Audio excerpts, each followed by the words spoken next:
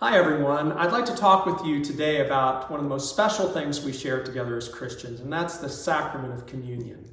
We have a couple opportunities to celebrate communion together coming up.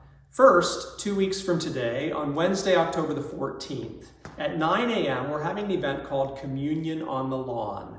We'll gather outdoors, safely socially distanced, in the big grassy area in front of our church office building, and celebrate communion together.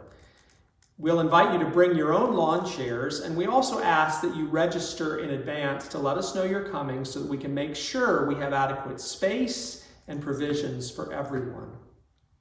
I also invite you to look forward to celebrating communion together this Sunday. It's the first Sunday of the month, and the first Sunday in October is always designated as World Communion Sunday.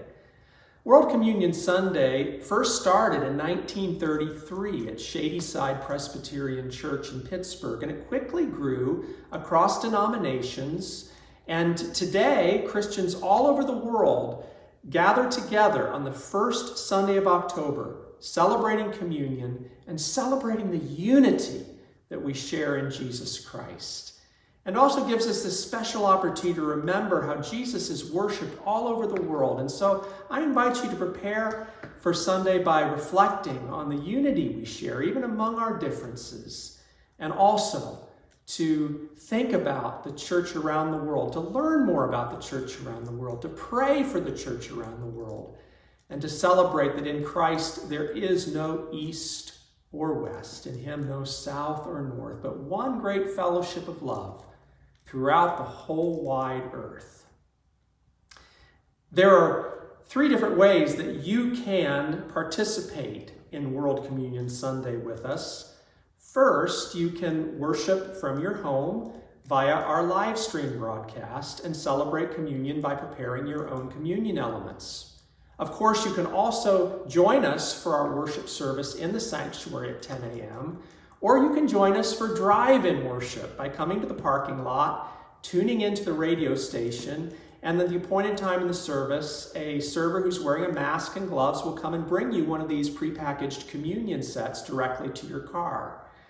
We ask, as always, that you register to join us for worship in the sanctuary, or even if you're joining us for worship in drive-in church, just again, so that we can have adequate space reserved in our parking lot for you. We welcome you either of those ways. Now, if you will be worshiping from home, we do ask that beforehand you prepare your own bread or your own cup of wine or grape juice and have those ready to join us for communion during that time of the service. And if you'll be with us in the sanctuary or in drive-in church, we will give you one of these prepackaged communion kits. And I have to acknowledge, these are tricky little things, as I discovered last month when I stood before the whole church and had trouble getting it open myself. Now, part of that was I didn't wear my reading glasses just to see it up close. But I wanted to sort of give a little tutorial this morning just to lessen any anxiety you might have on Sunday morning. First of all, recognize that there are 2 parts to this communion kit.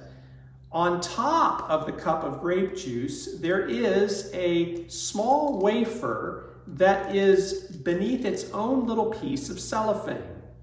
So to access the wafer, you take this tab on the end and slightly pull that down. And that will allow you to see this piece of cellophane on top. You slide that back very gently, and that will allow you to slide out your communion wafer. This is the bread that we'll share together. After that, then you take the lower part and you gently peel it back, and take your time. Just peel it back a little bit. You don't have to peel the whole thing off to sip the juice. Just peel it back, and then you can access the juice. So don't be anxious about that. In fact, as I say every week, do not be anxious about anything, but In everything, by prayer and petition, present your requests to God. And the peace of God that transcends all understanding will guard your hearts and minds in Christ Jesus. We'll look forward to seeing you on World Communion Sunday. God be with you till we meet again.